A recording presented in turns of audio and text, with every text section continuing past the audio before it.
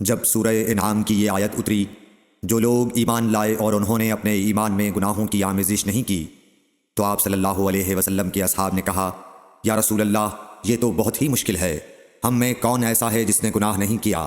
تب اللہ پاک نے سورہ لقمان کی یہ آیت اتاری کہ بے شک شرک بڑا ظلم ہے۔ صحیح بخاری حدیث نمبر 32۔ رسول اللہ صلی اللہ علیہ وآلہ وسلم نے فرمایا، منافق کی علامتیں 3 ہیں: جب بات کرے جھوٹ بولے، جب وعدہ کرے اس کے خلاف کرے، اور جب اس کو امین بنایا جائے تو خیانت کرے۔ صحیح بخاری حدیث نمبر 33۔ رسول اللہ صلی اللہ علیہ وسلم نے فرمایا کہ 4 عادتیں جس کسی میں ہوں تو وہ خالص منافق ہے، اور جس کسی میں ان چاروں میں سے ایک عادت ہو تو وہ بھی نفاق ہی ہے جب تک اسے نہ چھوڑ دے۔ وہ یہ ہیں: جب اسے امین بنایا جائے تو امانت میں خیانت کرے، اور بات کرتے وقت جھوٹ بولے، اور جب کسی سے عہد کرے تو اسے پورا نہ کرے، اور جب کسی سے لڑے تو گالیوں پر اتر آئے۔ صحیح بخاری حدیث نمبر 34۔ رسول اللہ صلی اللہ علیہ وسلم نے فرمایا، جو شخص شب قدر ایمان کے ساتھ محض ثواب آخرت کے لیے ذکر و عبادت میں گزارے، اس کے گزشتہ گناہ بخش دیے جاتے ہیں۔ صحیح بخاری حدیث نمبر 35۔ رسول اللہ صلی اللہ علیہ وسلم نے فرمایا، جو شخص اللہ کی راہ میں جہاد کے لیے نکلا، اللہ اس کا ضامن ہو گیا۔ اللہ تعالیٰ فرماتا ہے، اس کو میری ذات پر یقین اور میرے پیغمبروں کی تصدیق نے اس سرفروشی کے لیے گھر سے نکالا ہے۔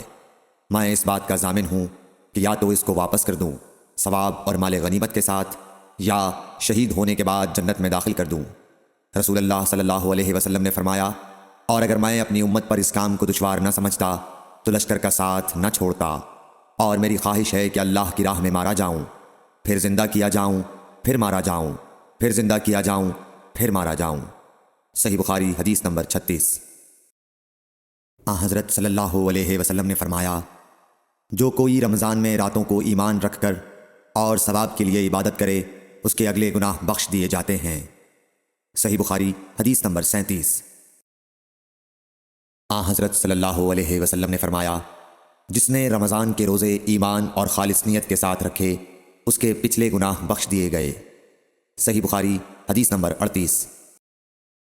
حضرت صلی اللہ علیہ وسلم نے فرمایا، بے شک دین آسان ہے، اور جو شخص دین میں سختی اختیار کرے گا تو دین اس پر غالب آ جائے گا، اور اس کی سختی نہ چل سکے گی۔ بس اس لیے اپنے عمل میں پختگی اختیار کرو، اور جہاں تک ممکن ہو میانہ روی برتو، اور خوش ہو جاؤ کہ اس طرز عمل سے تم کو دارین کے فوائد حاصل ہوں گے، اور صبح اور دوپہر اور شام اور کسی قدر رات میں عبادت سے مدد حاصل کرو۔ نماز 5 وقتہ بھی مراد ہو سکتی ہے کہ پابندی سے ادا کرو۔ صحیح بخاری حدیث نمبر 39۔ رسول اللہ صلی اللہ علیہ وسلم جب مدینہ تشریف لائے تو پہلے اپنی نانہال اترے جو انصار تھے، اور وہاں آپ نے 16 یا 17 ماہ بیت المقدس کی طرف منہ کر کے نماز پڑھی، اور آپ کی خواہش تھی کہ آپ کا قبلہ بیت اللہ کی طرف ہو۔ جب بیت اللہ کی طرف نماز پڑھنے کا حکم ہو گیا تو سب سے پہلی نماز جو آپ نے بیت اللہ کی طرف پڑھی عصر کی نماز تھی۔ وہاں آپ صلی اللہ علیہ وسلم کے ساتھ لوگوں نے بھی نماز پڑھی۔ پھر آپ کے ساتھ نماز پڑھنے والوں سے ایک آدمی نکلا، اور اس کا مسجد بنی حارثہ کی طرف گزر ہوا تو وہ لوگ رکوع میں تھے۔ وہ بولا کہ میں اللہ کی گواہی دیتا ہوں کہ میں نے رسول اللہ صلی اللہ علیہ وسلم کے ساتھ مکے کی طرف منہ کر کے نماز پڑھی ہے۔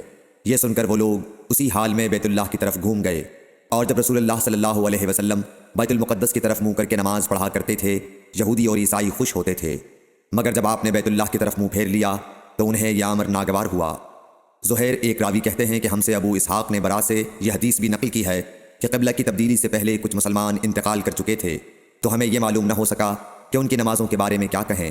تب اللہ نے یہ آیت نازل کی، وما کان اللہ لیضیع ایمانکم، سورہ بقرہ آیت نمبر 143۔